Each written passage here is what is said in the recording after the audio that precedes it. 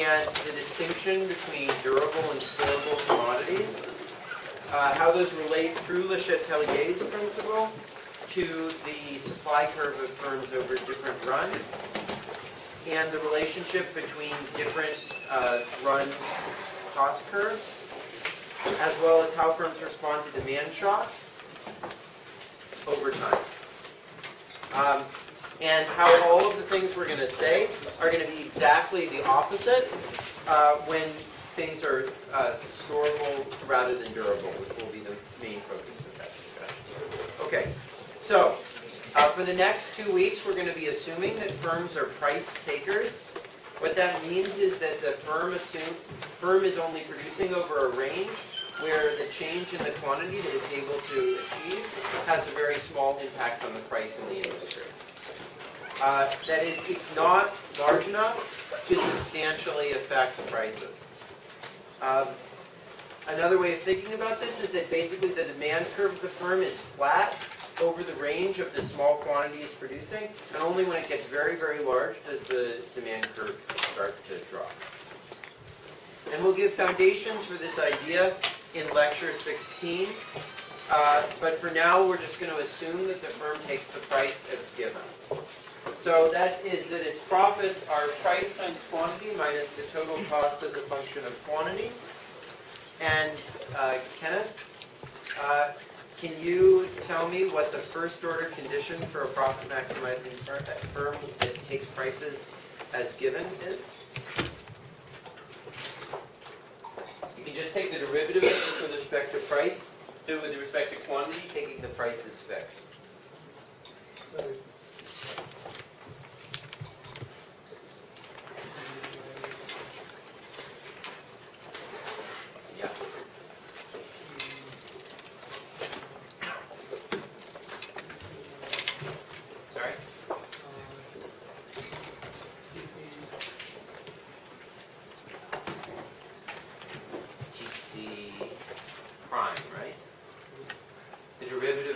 With respect to quantity, right? And what's the derivative of cost with respect to quantity?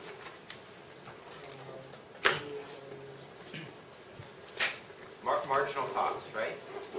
Right, the derivative of total cost with respect to quantity is just the marginal cost, right? So the firm is going to equate price to marginal cost. That's the first order condition for a profit maximizing price taking firm, right? So price equals marginal cost, and then we can invert that relationship to figure out how much the firm will produce for a given price, right? So if we invert this relationship, we get that the quantity is equal to the supply as a function of price, where the supply is the inverse of the marginal cost. Right? So let's return to the Cobb-Douglas example. So in the Cobb-Douglas example, the marginal cost curve is k times the output to the alpha, right? And this is increasing, so we can just invert it to find that as long as alpha is greater than 0, to find that the supply is just the inverse of that.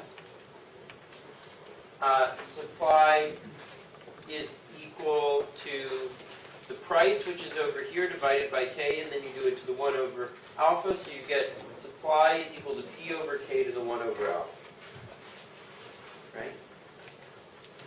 Now, this is the sort of most fundamental supply equation. The marginal cost curve is exactly the supply curve, but there's two problems that can arise with this. So one is that firms aren't going to produce unless they're making a positive profit. That is, it's only the area of the marginal cost curve which is above the average cost curve, which is really the supply curve. So an example of that is, lots of airlines have shut down because they got too small. Their traffic wasn't big enough, so they actually had to shut down because it couldn't cover the fixed cost of production. Another example is that the marginal cost curve may go up and down, and so it may intersect the price at multiple places. And this can lead it not to be monotone, and therefore for the supply curve not to be well defined. The firm is only going to choose the most profitable point out of all the points where the price intersects the marginal cost curve, and it will only in particular choose points where the marginal cost curve intersects price from below, not from above. Because when the marginal cost intersects price from above, that's actually a minimum. Does someone want to open the windows? I guess people are getting hot. Does someone open the windows?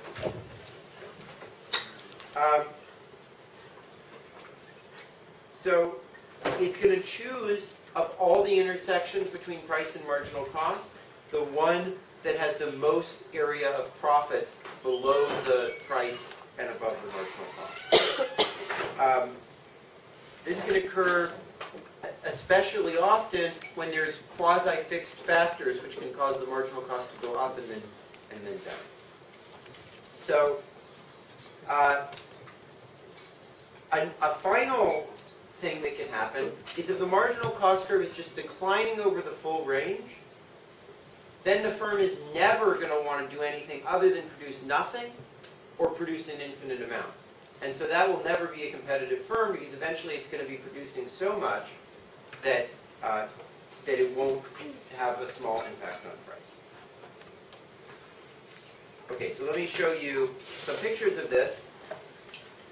The main point here, though, is that there's no such thing as the supply curve of a firm sloping downward.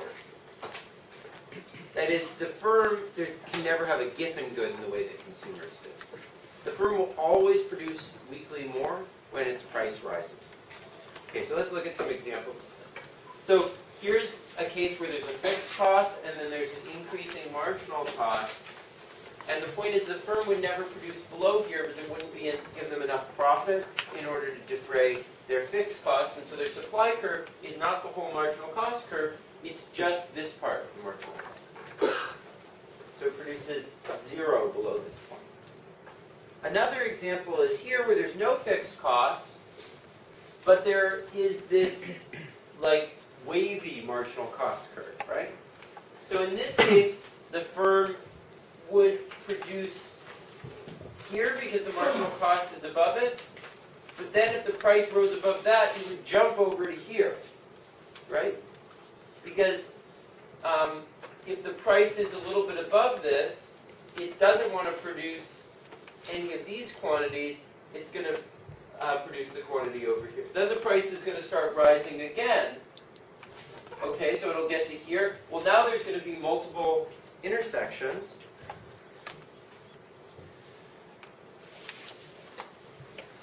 So if the price gets to here, there's multiple intersections. Where is the firm going to want to produce? Well, if it produces here, that's a local minimum. If it produces here, it loses all this amount relative to producing here, and it only gains this amount. So it's not going to want to produce there. It'll produce over here. But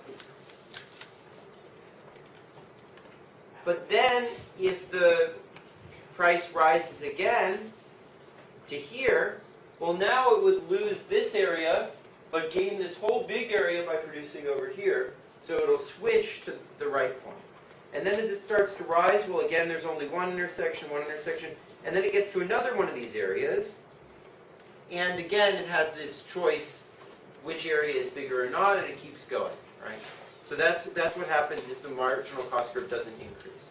And so basically, the firm will act as if its supply curve is not this wavy thing, but it's sort of flat here and flat here at the points where it switches between producing to the left and producing to the right. Okay, so producer surplus is the firm's profit. That's price times quantity minus the total cost.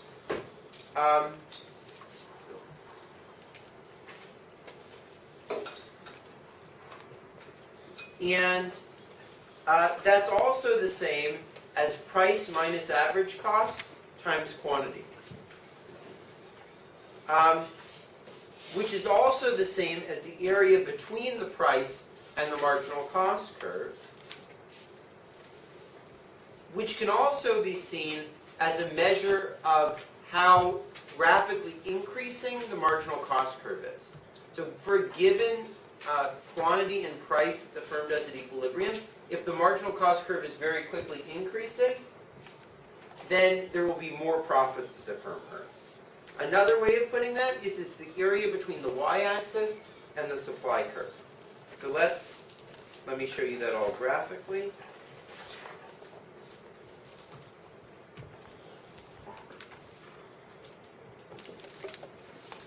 So here's a marginal cost curve, and here's the price. We can measure the surplus as either the area between this marginal cost curve and the price, or as the area between the y-axis and the supply curve, or we can measure it as going along the quantities, how quickly increasing is the marginal cost curve. Right? That's just doing this vertical distance times the rate at which it increases as it goes up. So if we had a marginal cost curve that had the same price and quantity but was much flatter, like that, you see that would have a lot less surplus. If we have one that's much steeper, that's going to have a lot more surplus. So it's how steep the marginal cost curve is that tells you how much surplus the firm earns. Okay. So those are the basics of supply. Now I want to start talking about how the supply per unit of time depends on the length of time over which we're thinking of. So the response that a firm has to a change in price is going to depend on the length of time they expect that change in price to last for, right? So, and whether they, this is a short period, whether they'll respond more or less in the short versus the long term, if they expect the change in price to last for a short period or a long period, depends on whether the inputs to their production are what we call durables or storables. So the first type is, which we'll focus on during most of the lecture, are intertemporal complements or durables. And Yifei, could you give me Justin. Could you tell me something about durables and what makes something a durable? I think it would last throughout the entire time period that they're producing over. Mm-hmm. So maybe an example might be a machine that you buy and you expect the quality that will last throughout that time. Yeah, that's right. So a durable lasts for a fixed but not trivial period of time and gets worse as time goes on. Right? And it depreciates with time, not with how many times you use it.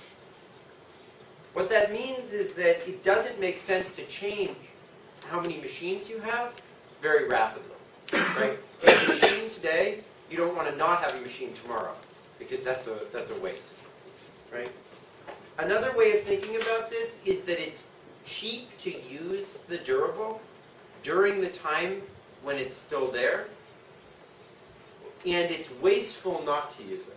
So if you think about an airplane, right, you would say it's a waste to have an airplane and not use it, or to have a summer house and not use it, right? A good example of a durable is where you live. Yeah? Well, I was wondering, so for like an airplane then, or a machine, Wouldn't the use depreciate it though, not time as much? Or- Well, I think use depreciates it somewhat, but I think time depreciates it more, because the thing is the airplane gets way out of date, right? So like if you have the airplane sitting around and you're not using it, like, you know, in 15 years it's not gonna be a very useful airplane to you anymore. You better use it while you still can. And it's true, a car wears down by use, but you know, I don't think you would ever like not use your car, except in the example that I gave you. I think that's a pretty unrealistic example on the problem set, because the truth is, like, you would think of it as a waste to have a car and not use it, because you know you're going to replace the car in 5 years, right? I don't think people very often don't use their car because they're afraid that they won't be able to use it in 6 months, right? So you can almost tell whether something's a durable by the language you use to describe it. If you would say, look, it's a waste that you have that and don't use it, then you know you're talking about something that's a durable. What's your name again? Tejas? Tejas. Well, I'm going to ask you the next question, Tejas. So, so what is a storable or an exhaustible? How do those differ from a durable? So that'd be something with like oil or something like that, that like also lasts for a long period of time, and then it can be like it's depreciated by its use for other time. Yeah. Yeah, that's right. So, a storable or exhaustible is something that lasts basically forever, but you can only use it a finite number of times. And thus the use of it depreciates rather than the time. And that means that it's cheap to use it frequently, but it's expensive to use it at all. That is, what's scarce is not how much time you have to use it, but the number of times you can use it, right? So, if you think about, you know, the language you would use to describe a storable, think about, like, imagine you have your favorite candy, which has now gone off the market, and you've got it, you know, sitting at home. You only have a certain number of it, and you know you're never going to be able to get any more of it. If you, like, one day get really depressed and you know, eat all of it, you're going to say, "Wow, that was a real waste," right? Whereas with the plane, if you don't use the plane, you say it's a waste. With the storable, if you do use it, you say it's a waste. You see what I mean? So that's one, you know, key way to distinguish between storables and durables is that durables are wasteful if you fail to use them in the time that you have to use them, whereas a storable is something where it's wasteful to use it during the long period you have to use it. So a good example of a storable is a vacation, right? So you don't usually take many vacations a year, right? You probably take one, and you're willing to delay that vacation if you can get a better deal or go on a better vacation. We would think it was a waste to go on a vacation when you don't get a good deal on it. But if, you know, eventually you're going to take a vacation, right? For sure, because otherwise you'll go nuts. Okay, so all of this that I've been describing depends on context, but we can usually break down different factors into some which are storable and some which are more durable. And by factors, I mean things that are inputs to the process of production. So some classic example of durable factors are entry by firms into industries. We usually think it takes a long time for a company to get set up in a new industry or in a new country. Education is another thing that's very durable, right? So it's hard to be like educated today and uneducated tomorrow, and then educated again the next day after that, right? Your education is quite durable, right? Culture for societies tends to be very durable. You know, it's hard for a society to one day be Christian and the next day be Buddhist and the next day be Hindu, right? These things tend to last for a long period of time. Political, economic, and social institutions also tend to be quite durable. Less durable, but still quite durable, are machines. Experience on job, that is usually easier to get than education is in a quick period of time, but it does last for a fair while. Physical plants are another example. So, like building a factory, you can dismantle the factory in a couple of years. It's not quite as durable as an education, but it is quite durable. Other examples are production procedures. You may be used to a certain way of producing. That lasts for quite a while. Your personal relationships with people you meet at college last for a while. Your memory, hopefully, lasts for a while, but maybe not as long as your education does. And then there are variable factors, which are neither storable nor durable, which you can change very rapidly and are completely independent across time. So unskilled labor is a good example of that. Bulky raw materials are another good example. Advertising. If you advertise to consumers, the evidence we have suggests that that'll cause them to buy more for a week, but not much longer than that. So that's not very durable. It's also not very storable. Rentables are another good example. Even if something is like a big, bulky factory, but if you can rent it for just one day and then leave immediately, it's not really durable. Right? So movies, now in the age of Netflix, are basically not durables anymore, whereas they used to be durables. It used to be you only wanted to buy the movie if you were going to watch it a lot of times over a long period, but now you can get the movie very easily for a very short period of time. Then we move over to things which are somewhat storable. So examples of those would be inventories of goods. So a company usually holds some amount of an inventory of a good, and if the demand for it goes up, then they sell all their inventory, they wear it down. If the demand for it goes down, they hold on and they grow their inventory, right? Favors that people owe you are somewhat storable, right? Maybe not that storable, maybe they'll forget that they owe you a favor, so you better use it within a reasonable period of time. But you probably can't draw on it a lot of times, even over a short period of time. Another good example would be the candy that I talked about. If there's a consumer good that you've stockpiled a bunch of, but that's not widely available, that is a storable for you. And then there's some things that are very storable. So, for example, for the economy as a whole, there's just a certain amount of oil out there that can easily be accessed. There's a certain amount of gas in the ground and a certain amount of copper. Those, you can use what's there, and you can't use any more than that. So those are very storable commodities. And then probably the most storable commodities are money and a great bottle of wine. So a great bottle of wine is actually probably better if you store it for a long period of time than if you don't. Right? Okay. So why does all of this matter? Well, the reason is that the more things you can adjust, the more reaction you make. So supply is more elastic when you can adjust more factors. And this is independent of whether the factor is a complement or a substitute for production. So an example of this is imagine that the price of gasoline rises, right? One thing that's a complement for the price of gasoline is how many trips you take, right? Something that's a substitute for the price of gasoline is having a greener car, right? If you can adjust either of those things, you're going to react more in terms of reducing the amount of gas that you purchase, right? So if you can adjust how many trips you take, you're going to reduce the quantity of gasoline by more than if you have to take the same amount of trips. If you can buy a greener car, you're going to reduce the amount of gasoline you purchase a lot more than if you have to keep the same old clunker that you had before, right? And this is called LeChatelier's principle. It says that the more things you can adjust, the more elastic your reactions are.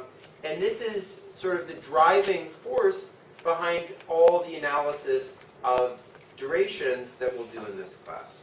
So supply is more elastic over whatever length of time. It's easier to adjust things. If things are storable, it's easier to adjust them over short periods of time than over long periods of time. If things are durable, it's easier to adjust them over long periods of time than short periods of time. right? And what this means is that, and the key measurement of whether something is durable or storable is not just in an absolute sense, but relative to the market, right? So, as I said, if you can rent some big factory for just one day, or if you could rent a chip that got put into your mind that made you educated, for just one day, well then it wouldn't really be durable education. You could just get education when you needed it and then give it back when you didn't need it anymore, right? And so if there's a market for something that you can easily trade in, then it's no longer durable. On the other hand, something is no longer storable if it's really easy to purchase it. So the candy example I gave, if you have your favorite candy but you can easily go and buy more of it at the store, or sell the stock that you currently have back to the store, right, then it's not really storable. And for this reason, I think it often tends to be the case, though not always, that given that it's often easier to sell back storables and buy them, it's often the case that durables are more important to companies than storables are. And this is going to be the main assumption we're going to make for most of the rest of the lecture. And it's important to remember that there are many cases when things are also storable, and in that case, everything I'm going to say is going to be exactly the opposite of what I'm going to say.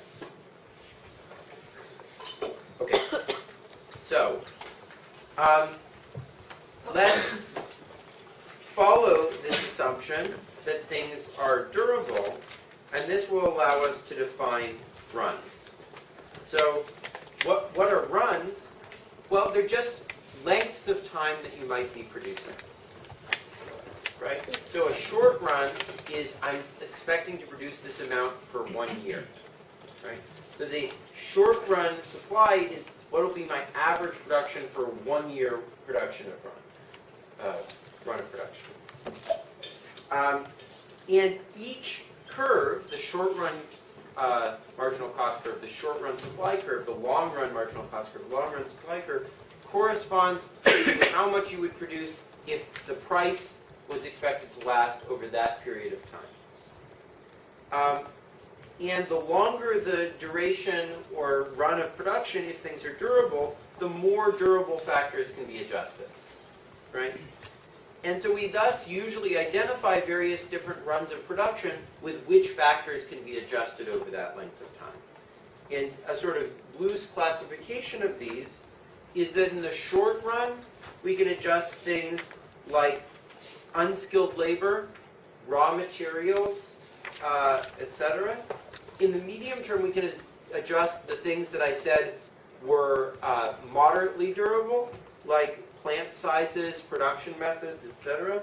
And in the long term, we can adjust things which are very durable, such as the entry of new firms and the adjustment of the people who supply to those firms.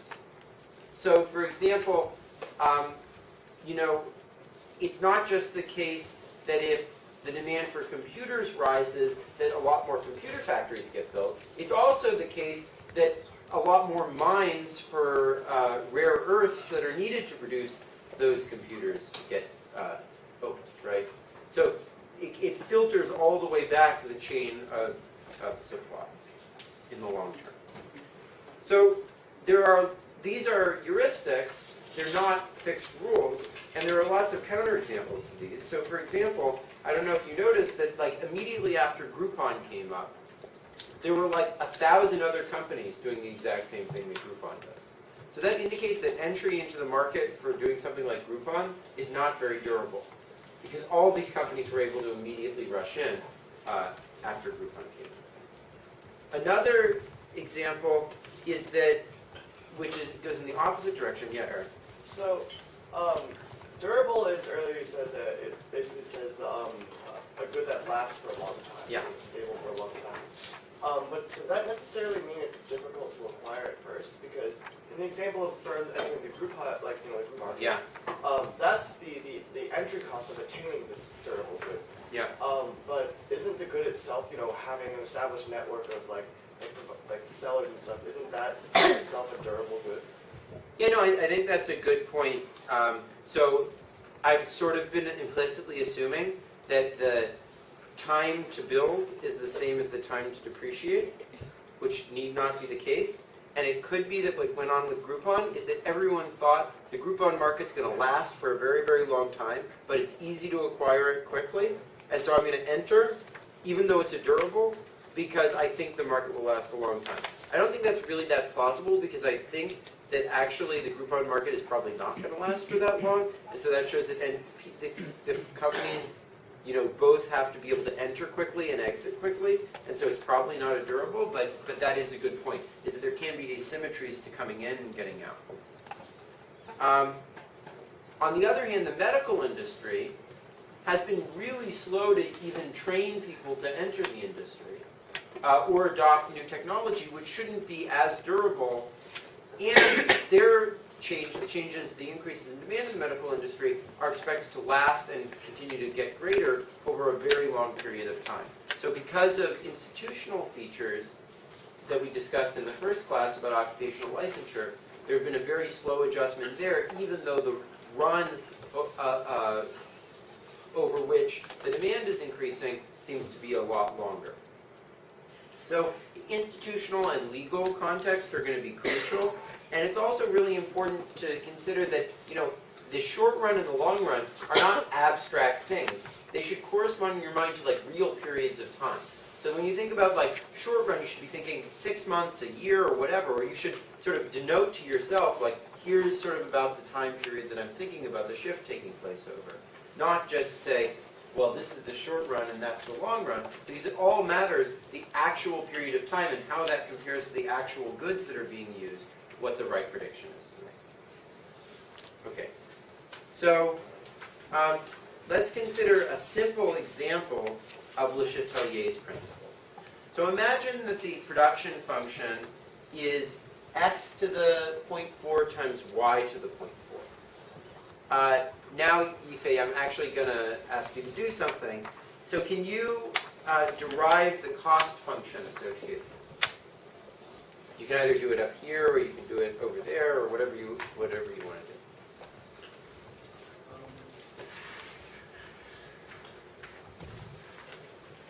Production function. So I'm supposed to maybe cost. Yeah, imagine that the price of both of the goods is $1. What's the cost of producing? So O is The output. output. So the cost of production would be. If you want, you can use the formula that we derived in class, or you can come and do the Lagrangian, or...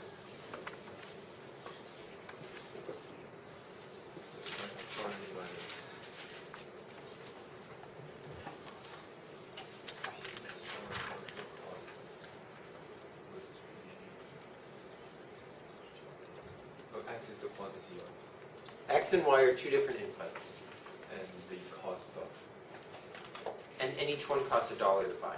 to buy. Yep. So this is the input. Right? Yeah, this is the production function, like we discussed on Tuesday. So what's the cost of producing O?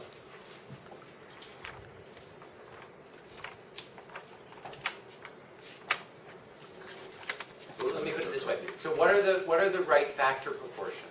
If notice that we have x to the 0.4, y to the 0.4, so it's completely symmetric. So if the prices are the same, what's the ratio of x and y that you should buy? Should be 1 to 1. 1 to 1, right? So what that means is that O is equal to x to the 0.8, right? Because x is equal to y. Yeah. And so that means the production function is O equals x to the 0.8, which is the same as saying that the cost of production is O to the 1 over 0.8, right? Does that make sense? Okay. So the cost is, oh, sorry, that's how much x you need to buy is O to the 0.8, but then you have to multiply that by 2, right? Because you have to buy both x and y. So it's 2 times O to the 1.25, right? Okay. Now,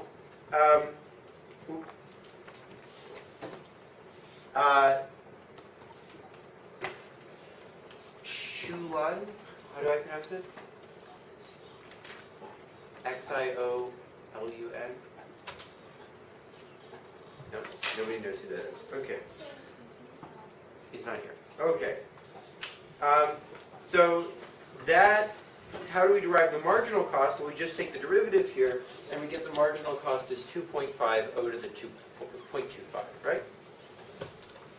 Okay. Now, in long-run equilibrium, imagine that the price is 2.5, right? And the output is going to be 1, right? Because they said marginal cost equal to price, and so that means that O to the 0.25 is equal to 1, so O is equal to 1. And therefore, X and Y are both going to have to be 1 to produce that, right? Okay. Now suppose that Y is fixed in the short term at the long-run equilibrium level of 1. Suraj, can you tell me what the short-run marginal cost will be in that case? Or you can come derive it. So Y is fixed in the short term. Y is just equal to 1 now. What is going to be the short-run marginal cost?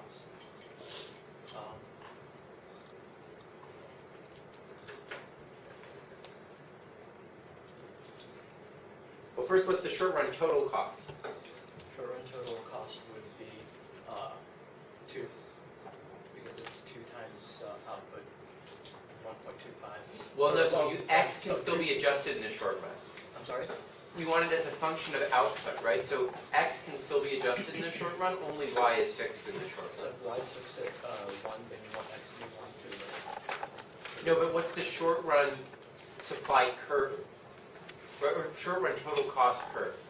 So as a function of output, you can still adjust X in the short run to adjust output, right? So what's the total cost as a function of output in the short run? So Y is fixed at 1. So, okay, I'll just do it. So if Y is fixed at 1, right, then the production function in the short run is 1 times X to the 0.4, right? Is equal to the output, right?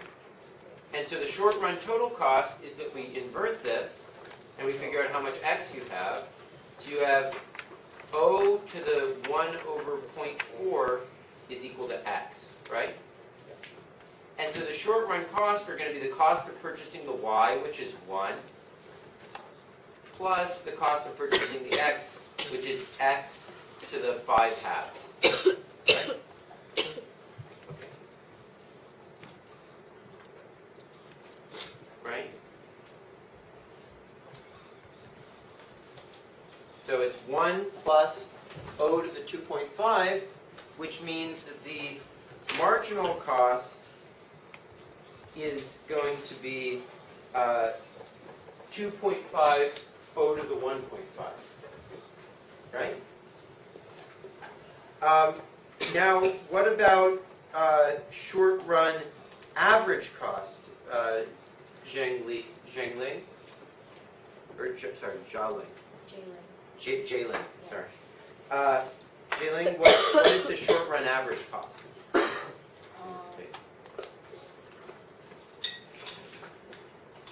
the total cost divided by... Yeah.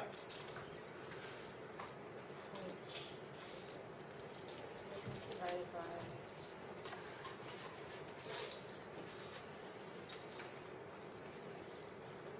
There. Divided by output, right? Yeah. So what's that? X to the 0.4. This is the total cost, right? What is this total cost divided by O? Um,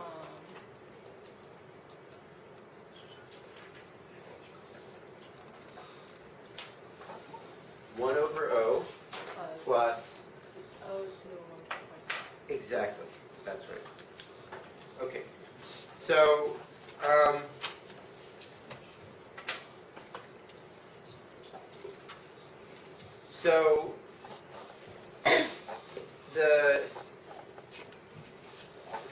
things that we should note are that, first of all, the long-run marginal cost, as it's raised to a much smaller power, is going to be much more elastic. It's going to be much more flat than is going to be the short-run marginal cost, and I'll show you a graph of that in just a moment. But these are equal to one another at equilibrium, right? So the marginal cost is 2.5 O to the 0.25. The marginal cost in the short run is 2.5 times O to the 1.5. If we plug in the long-run equilibrium output of 1, right, these are both equal to one another. And this principle is called the envelope theorem. And we'll see in just a second why it's called that. So here's the picture. At the long-run equilibrium of 1, the short-run marginal cost is much steeper than the long-run marginal cost is, but they coincide at the long-run equilibrium. Right? Okay. Now, to really understand why it's the envelope theorem, we have to compute the long-run average cost and the short-run average cost. So remember that the long-run average cost is 2 O to the 0.25, and we just figured out that the short-run average cost is going to be O to the 1.5 over Y plus Y over O. And this gives us what's called the envelope theorem, which is that the long-run average cost is the lower envelope of the short-run average cost. That means it's made up of the bottom points of the long-run average cost curve and is tangent to them at all of those points. So the marginal costs are the same at the point where the long run is optimal. The average costs are identical and tangent at the long run optimal points. And this basic principle of the envelope theorem shows up all throughout economics. So let me just show you the picture. So here are a bunch of short run average cost curves drawn from what I showed you for different values of y. Here is the long run average cost curve. And you see that at the points where these would be the optimal choices of y, they coincide with the long run average cost curve, and they're tangent to them at that point. And basically the idea here is that the marginal cost, Eric. So why does the long run average costs are at 0? I mean, I understand that in the long run most of the fixed costs are variable, but aren't there some costs like entry into the market that would make the average cost start at Sure. I mean, this is just one mathematical example we did where there's no fixed cost. Alright, so it doesn't always start. No, not necessarily. So the long run average cost curve, is the lower envelope, and what that represents is the idea that if you're choosing the optimal quantity, then the marginal cost is equal to the same thing if you can adjust the other quantity as if you can't, because you're already choosing the optimal quantity. And that's called the envelope theorem. And that corresponds to the fact that the slope of the average cost curve is the same as in the long run and the short run if you're at the optimal point of the short run average cost curve. Okay. So, again, we want to interpret these responses to different durations, the short run and the long run, as how people actually respond, how companies actually respond to shifts in price or demand that are expected to last for short or long periods, right? But when we start talking about that, we have to think a little bit more fully about time and how time plays in the model. So some questions naturally arise. One is, what is the relationship exactly between the length of the durability of a product and whether we should be thinking about some amount of time as the short run, the long run, or the medium run. Which curve do we use when there's a shift that's expected to last for a long period of time, but it just happened very recently, right? So that was sort of Eric's example about Groupon. Imagine that we think Groupon's going to be popular forever, but it just happened. What do we think the response to that's going to be in the short term, in the next 6 months? A third example might be, what do you think the long-term effect will be of having a lot of short-run shifts? So imagine things are going to be shifting around very often, but we know that's going to be happening for a long period of time. What's the effect of that? What if it's unclear initially how long some shift is going to endure? And what does the actual time path of the adjustment look like? Not just the average that it does over some period of time. So these are the types of questions that are addressed by what are called dynamic models in economics. And we're not basically going to think about those at all in this course, because they get very messy and complicated. So instead what we're going to try to do is stick to our basic, curves of the short run and the long run and so forth, but try to reflect a bit more informally on how to link these up with time in the real world. And hopefully this will equip us to handle some of these issues carefully. All of these static models that we've been doing, all of these single curves, of course, exist in a world that happens over time.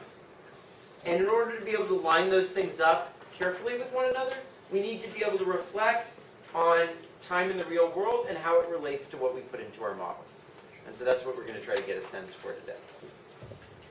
Okay, so let me talk about different ways in which demand can shift. So one way in which demand can shift is a one-time permanent shift. So an example of that was the introduction of the iPad, which almost certainly permanently reduced the demand for paper from now on, right? At least in my life. Another type is a one-time but temporary shift. So a good example of that might be the recent craze for cupcakes in major cities, right? So over the last 4 years, cupcakes have become really popular. I don't think anyone thinks that's going to last more than 4 or 5 years, right? But for a period, there's this one-time increase in the demand for cupcakes, right? A third example, a type of demand shift, can be a secular trend. This means that sort of gradually the demand for something is getting greater and everyone anticipates that. So a good example of that is the demand for medical care in the United States and for education as well. Those have just been gradually going up over time. A fourth type is in a predictable cycle. So for example, seasonal demand for vacations and electricity. Every year people go on vacation during the summer and use a lot of electricity to air condition their homes, and then it goes down during the winter, and then it comes back up.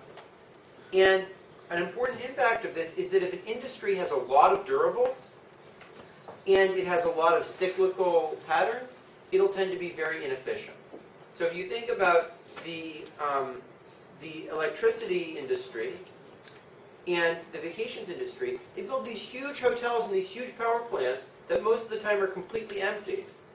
And then during one season, they're occupied. So those types of things are going to be very expensive relative to the cost of providing the service if there was a constant flow. So hotels in vacation areas tend to be much more expensive during the peak times, during the times most people go there, than are hotels in places that are mostly covered by business travel.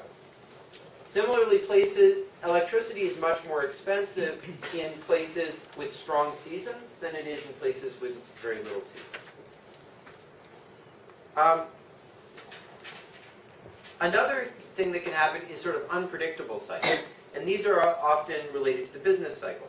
So the demand for men's underwear legendarily plummets during downtimes of the business cycle. Apparently men, when times are bad, just don't buy any more underwear. and they just wear their old dirty underwear. And this is a cycle, right? We know that it's going to go like in a cycle. We don't know when the cycle is going to occur because we can't predict the business cycle. Right? And another way is things can just sort of like go all over the place in pretty random ways. A good example of that is fashion. Fashion is like constantly changing, and it's very, very hard to predict even that it follows any particular cycle or how long it lasts or what.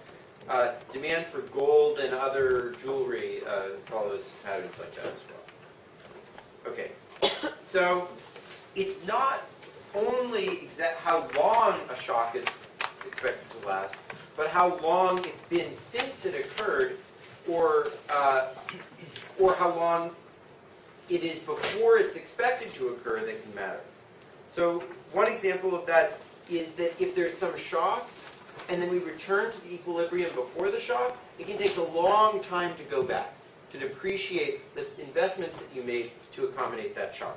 So a good example of that the problem set, the new problem set, asks you to look at comes from Mexico. So Mexico experienced a huge increase in the demand for drugs flowing through Mexico after the U.S. shut down the drug routes through coming from Colombia. And that basically was devastating for Mexico. And the government, to try to address this, did a big crackdown on crime during the 2000s. But the problem was that because there was so much demand for a period, and there were all these people who were trained to be very violent and to be soldiers in the drug war, basically it's taken a long time for those people to find other things to do. And so in the meantime, when they crack down, it's not like those people go back to working in construction or something. What happens is those people who've been trained at being violent now do other things with their violent abilities, like kidnap people and do all sorts of other criminal activities. This also happened in the Civil War in Colombia. So in Colombia, there was a civil war, and there was all these paramilitaries who were fighting. And after the Civil War ended, it's not like they just could easily go back to civilian life. So that a lot of them started gangs and did other things because it took a long time for them to adjust back to a normal way of living. Another example is lags in getting to an equilibrium after there's been some shift. So if you think about Google, probably the peak demand for Google was actually about 6 years ago. And they've been going down because of competition since then. But they're still growing really rapidly. Why is that? Well, it took them a huge amount of time to just even be able to build up to the size that they're now at. Because, they had to build a corporate campus. They had to, recruit people for the recruiting staff, who would then actually recruit people to work there. They had to, build a place for the people who were recruiting the recruiting staff to work. So they had all these fixed costs of getting up to the scale that they're at, which has meant that it's taken a long time for them to build the company, even though now we're probably past the point of their peak demand.